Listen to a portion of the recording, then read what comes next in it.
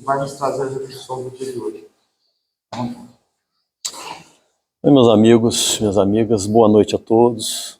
Sempre muito bom estar aqui com vocês, né, todos juntos, para a gente, mais uma vez aqui, a gente tecer reflexões, a gente estudar um pouco mais do Evangelho, né, do Mestre amado Jesus, dos ensinamentos da doutrina espírita, que a gente necessita tanto na nossa caminhada, né?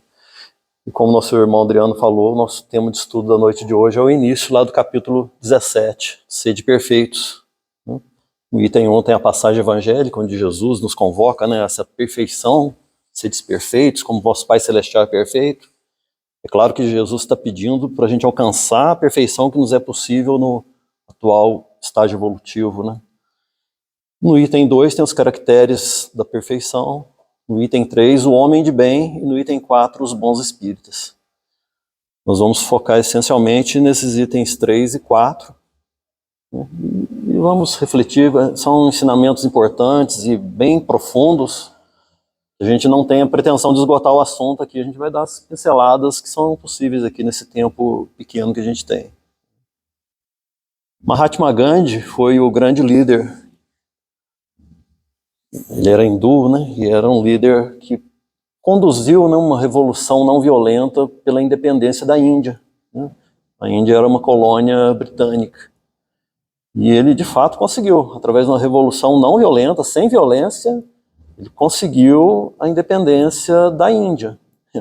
Só que foi a duras penas, né? Foram muitos anos, muitas vezes foi preso, parece que 17 ou 18 vezes ele foi preso, ficava um tempo bom preso, mas ele não esmurecia e seguia naquele propósito de levar a liberdade lá do povo indiano, mas sem violência. Em uma determinada ocasião, na década de 40, ele estava andando lá na capital da Índia, Nova Delhi, né, com alguns de seus discípulos, e se deparou com dois policiais britânicos, né? Ele era uma figura conhecida, né? Os policiais se aproximaram e um deles, covardemente, vai lá e dá um soco no rosto dele, né? Um senhor já septuagenário, né? Mais de 70 anos, né? Ele cai no chão, né? Com a violência do soco, se levanta com dificuldade, já com um filete de sangue escorrendo da boca. Aquele policial novamente o agride com outro soco, né? Ele cai de novo. A intenção do policial era despertar nele a ira, era despertar o revide, despertar uma ação violenta nele, né?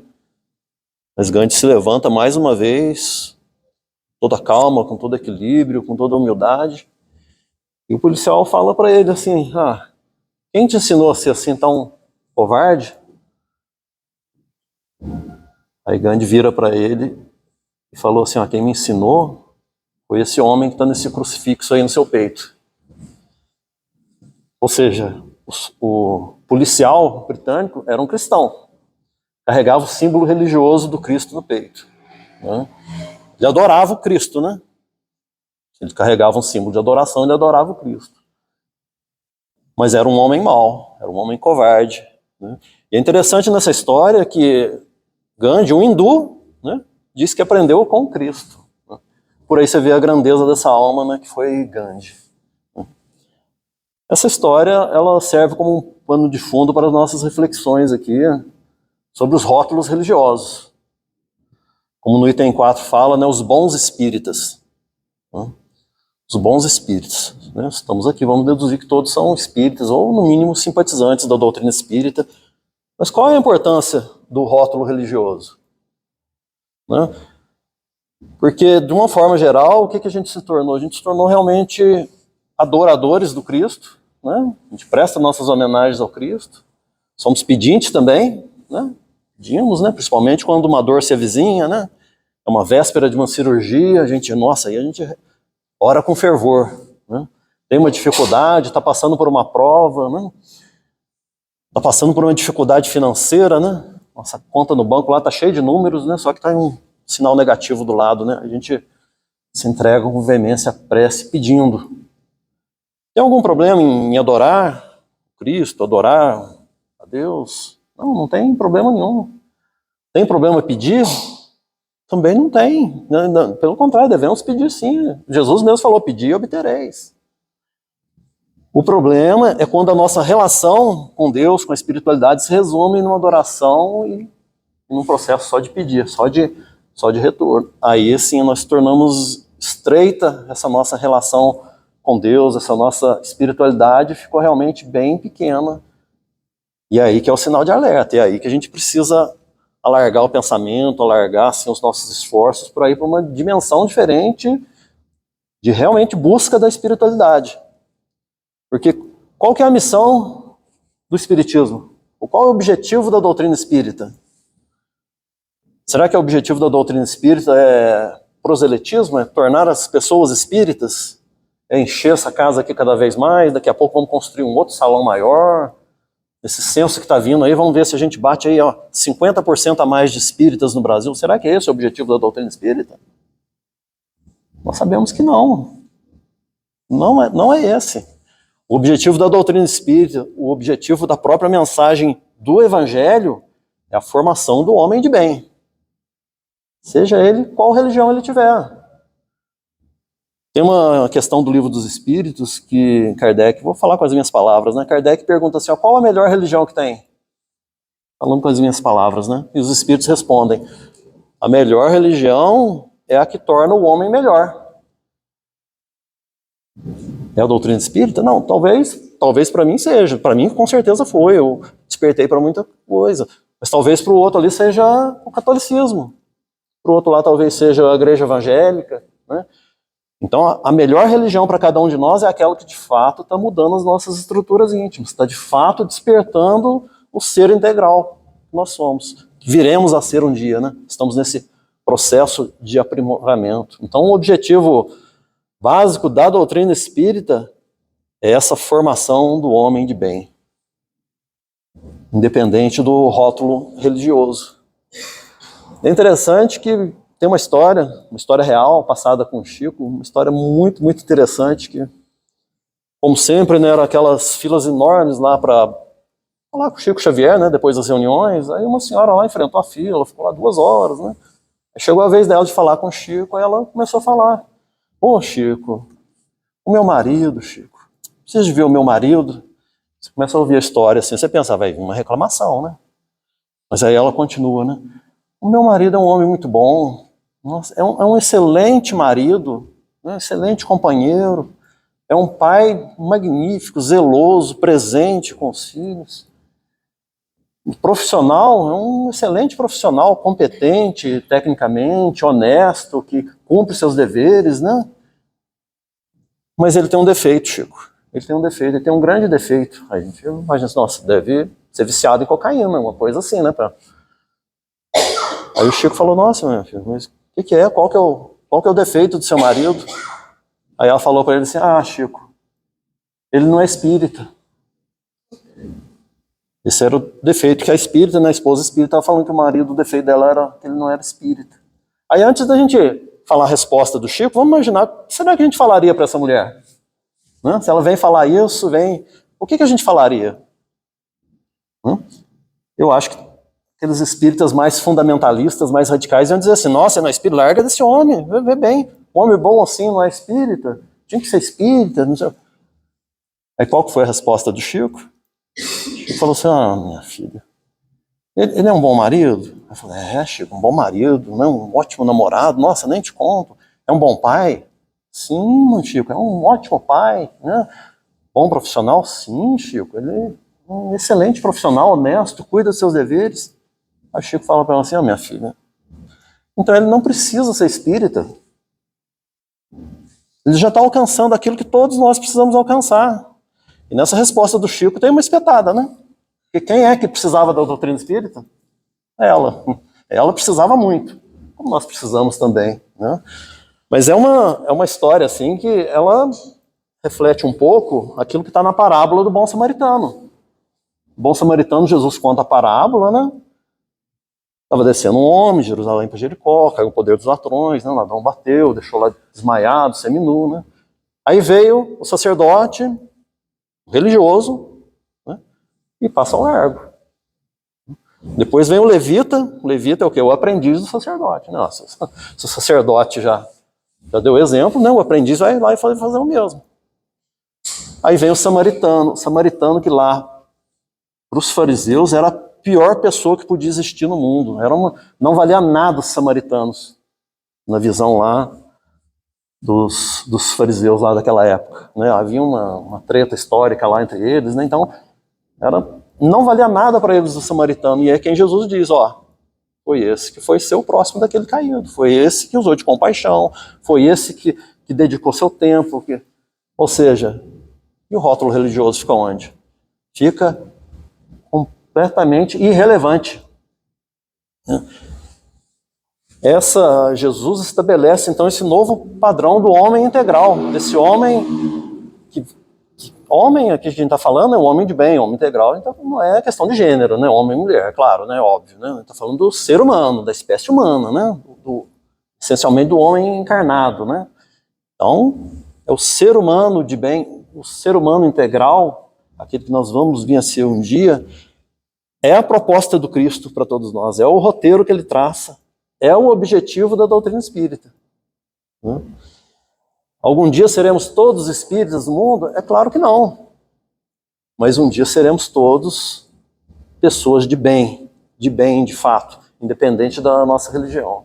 Esse é o grande colaboração, o grande objetivo da doutrina espírita, né, de todo aquele corpo doutrinário, né, trazido por Allan Kardec, da espiritualidade superior, como é da mensagem do Cristo. E essas características do homem de bem, elas estão expressas no item 3º desse capítulo 17, o homem de bem, né, o ser humano de bem. Assim, o item lá é grande, nós não vamos ler aqui os itens, né? Sabemos que todos conhecem, depois releio em casa, mas a gente vai falar assim, sobre a estrutura que está lá, porque é muito interessante se a gente pensar, estudar sobre isso, compreender, porque são 3 blocos que tem uma ligação lógica, assim, que a gente conhecendo a lógica vai ficar muito mais fácil compreender a mensagem em si que está lá. 3º item do capítulo 17. Né? E nessa compreensão daquela lógica lá vai nos ajudar nessa assimilação, para essa busca do homem de bem, do ser humano de bem. Porque o que é o homem de bem? O que é? Será que o homem de bem é viver bem? Ou é viver o bem? Porque tem uma diferença fundamental aí. Né? Viver bem, todos nós sabemos como que é, todos nós buscamos, almejamos, e é lícito, é correto. Né?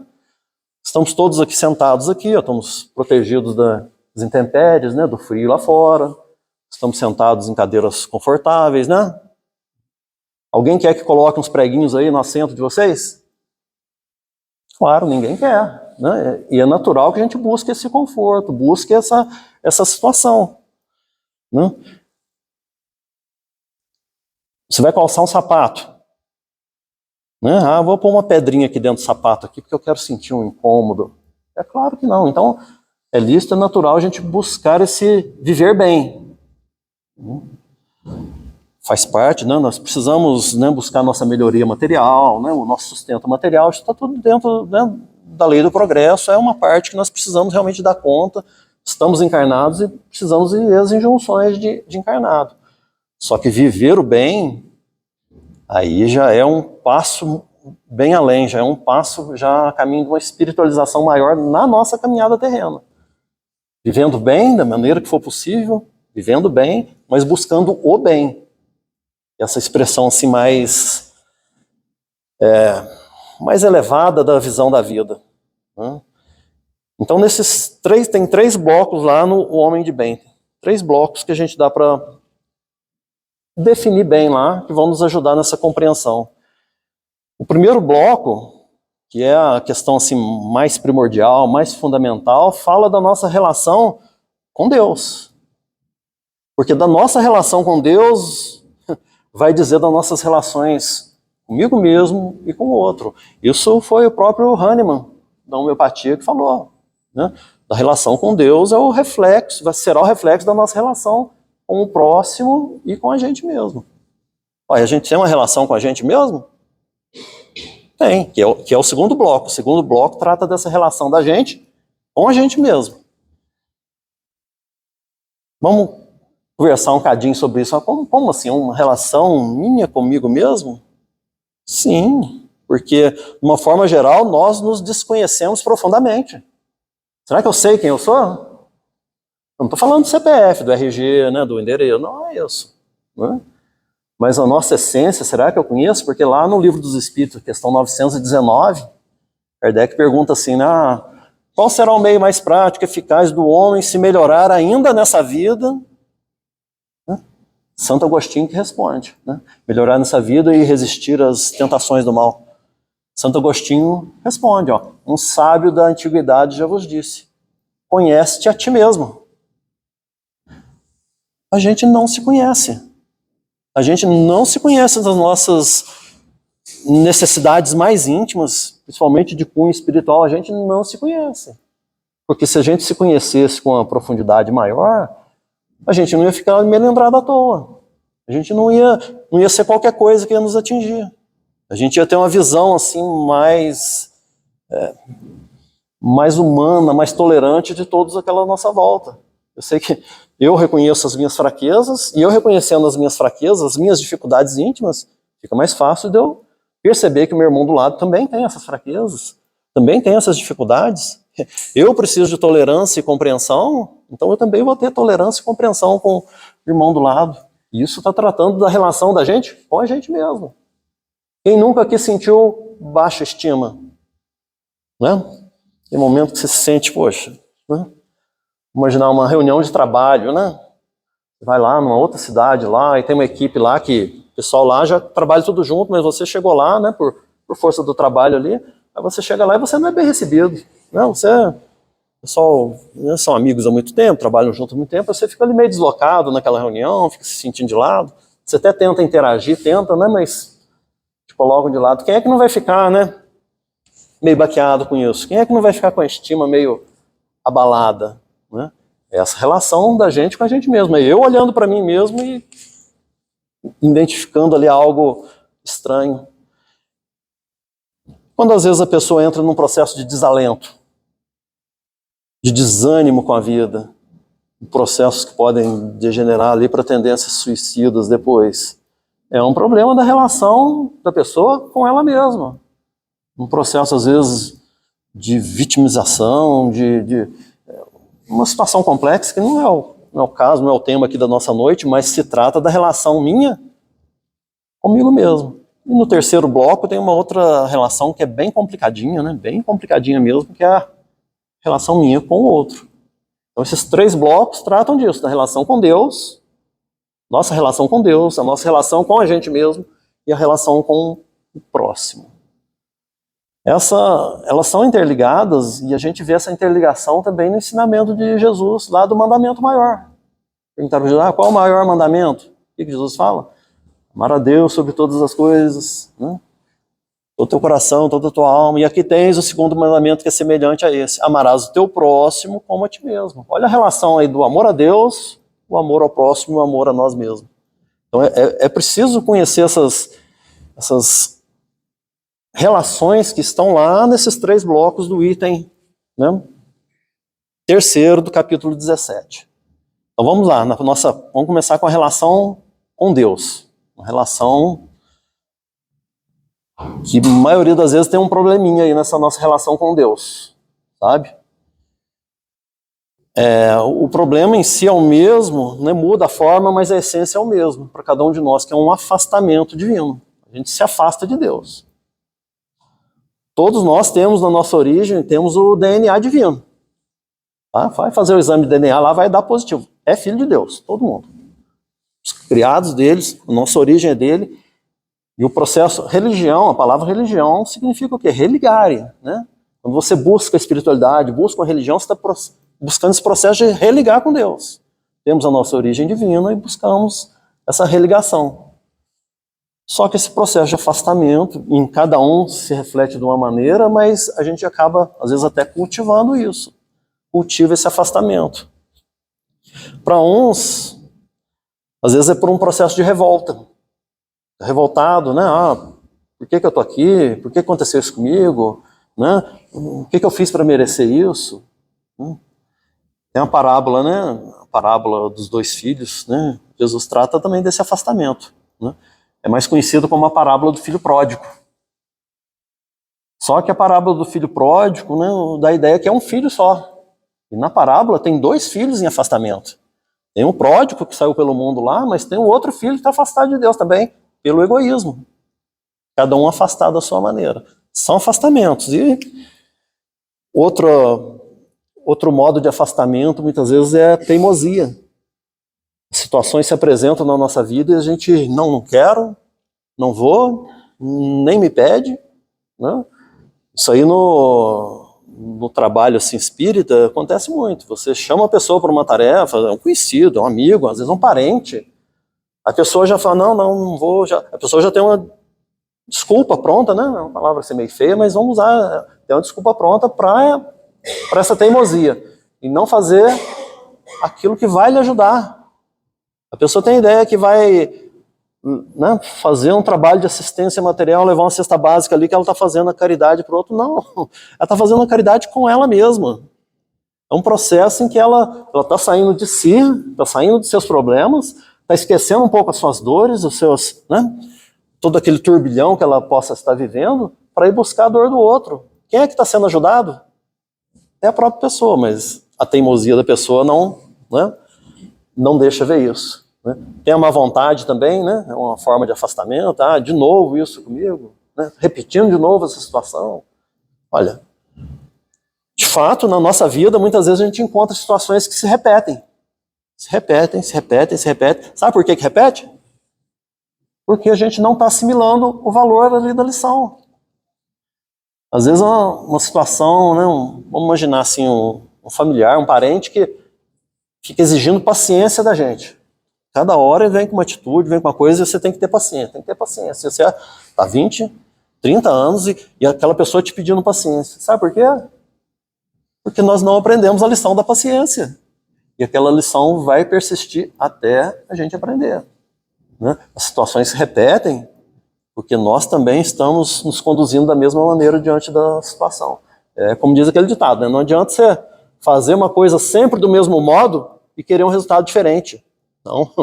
Se você faz algo sempre do mesmo modo, o resultado vai ser sempre o mesmo. Você quer um resultado diferente? Faz do modo diferente. E no caso assim, né, espiritualmente falando, você quer um resultado espiritual diferente? Dedica mais, doa mais, seja mais abnegado, usa mais do perdão, usa mais da tolerância. Aí esse modo diferente vai levar a um resultado diferente necessariamente. Então a nossa relação com Deus, ela é essa primordial, fundamental, ela é, digamos, estrutural, porque ela vai refletir a nossa relação com a gente mesmo e com o próximo, né? Então, uma pessoa teimosa com Deus vai tender a ser teimosa com o outro, né? Talvez alguma esposa aí tenha pensado no marido, né, teimoso. Não, mas vamos concentrar na gente mesmo. Manter o foco na gente, na análise nossa mesmo, né? Porque nós precisamos, assim, dessa mudança com a relação de Deus. É o primeiro passo da mudança com a relação com a gente mesmo, né?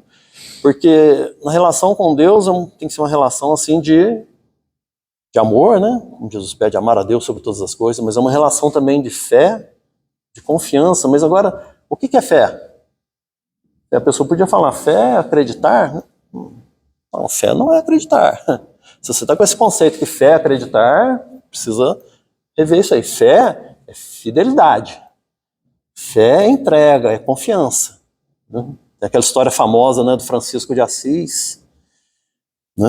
Na época que ele fundou lá aquele núcleo religioso dele, na Itália, ele e um outro frei lá da congregação deles foram visitar um outro mosteiro na região distante da Itália, era uma época de inverno, né? Eles viajaram o dia todo, né?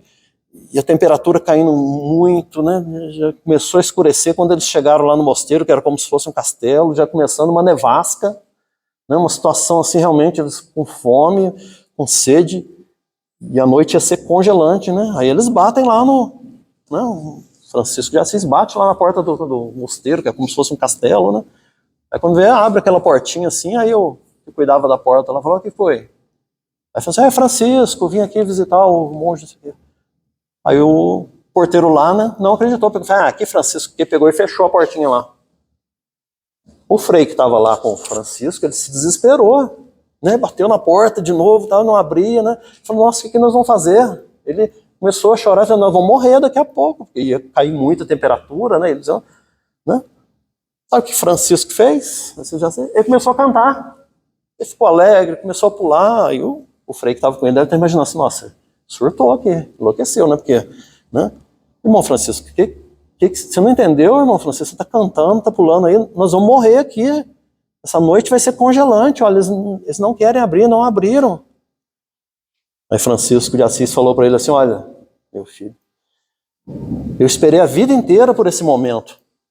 Aí o frei falou assim, é o momento de morrer? Eu falei, não, o momento em que nenhuma pessoa no mundo ia poder me ajudar e eu ia estar 100% nas mãos de Deus. Nós estamos 100% nas mãos de Deus agora aqui. E é por isso a minha alegria, vamos confiar em Deus. Aí que o frei falou, vamos morrer mesmo. Desse jeito que ele está falando aí, sonhou com esse momento, então vamos morrer hoje. Passou uns minutos, abre a portinha de novo, era o monge lá, chefe, né? Falou, Francisco, não, o rapaz me chamou lá, é você, ele não te conheceu, abriu e resolveu a situação.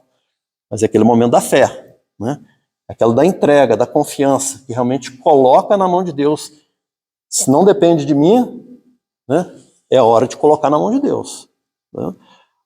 Vamos imaginar assim, uma enfermidade em mim mesmo ou no familiar. É claro que eu vou buscar todos os recursos da medicina, recursos espirituais também, do passe, né? da água fluida, né?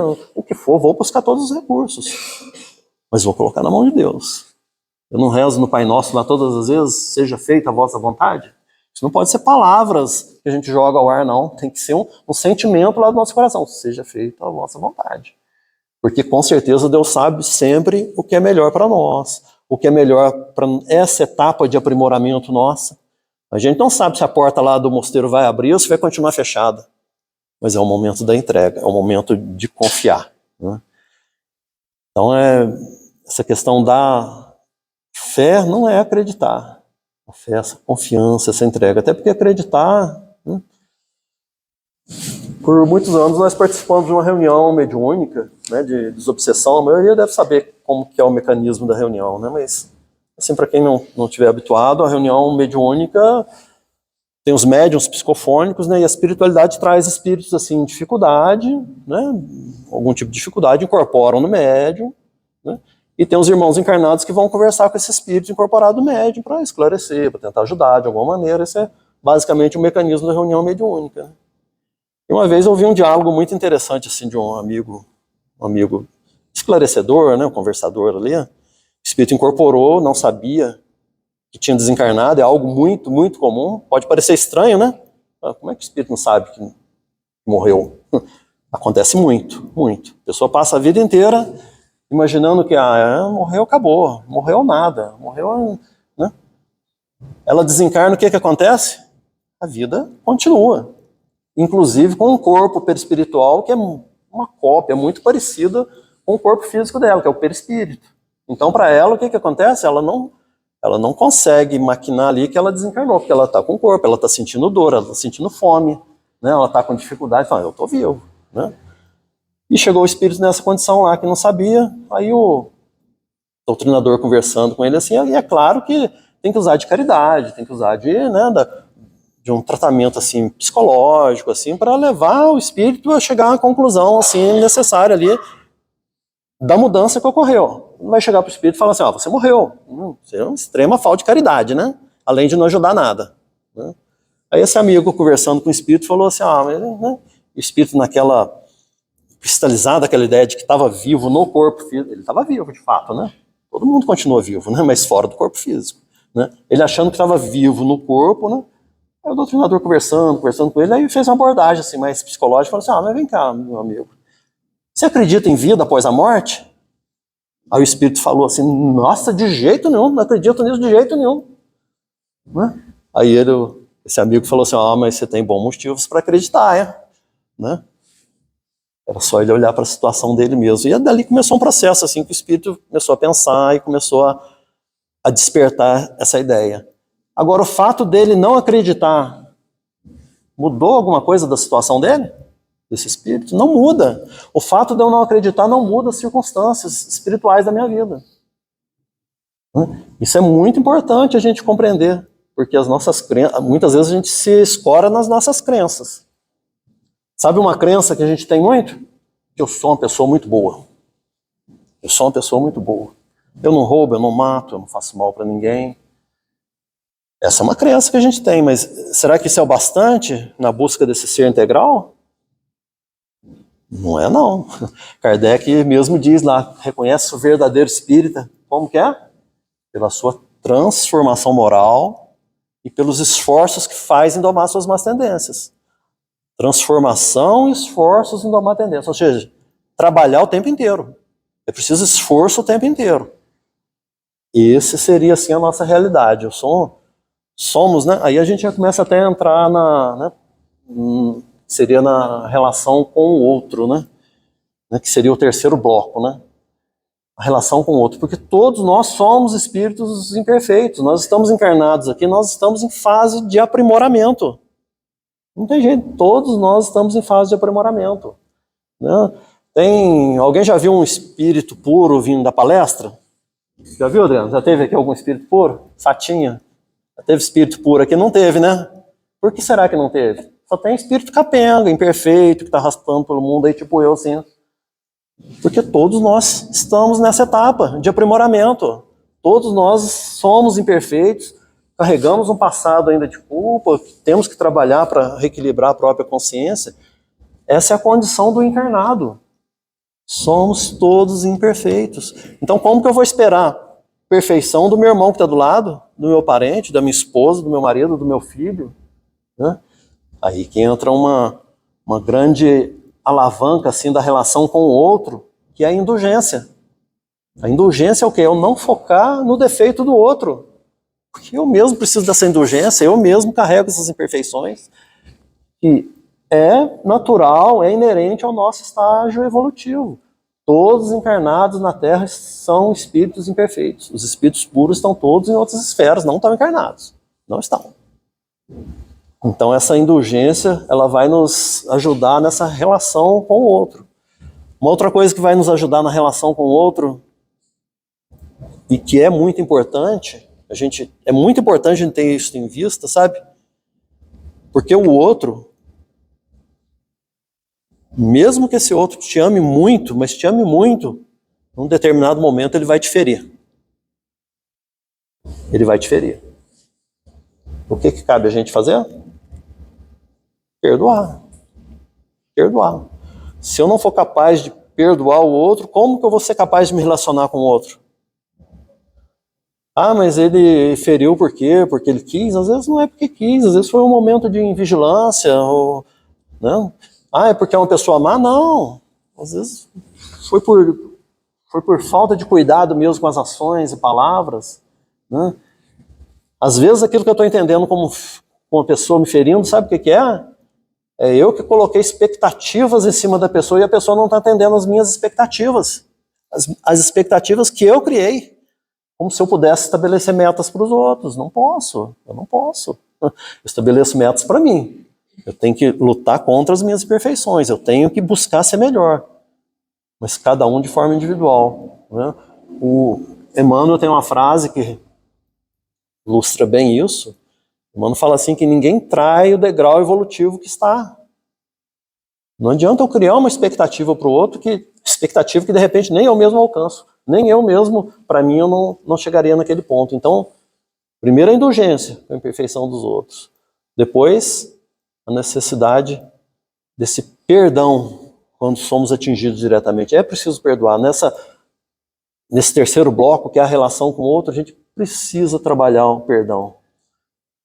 E um dos últimos pilares que consta lá no item terceiro, dessa relação com o outro, é a benevolência para com todos.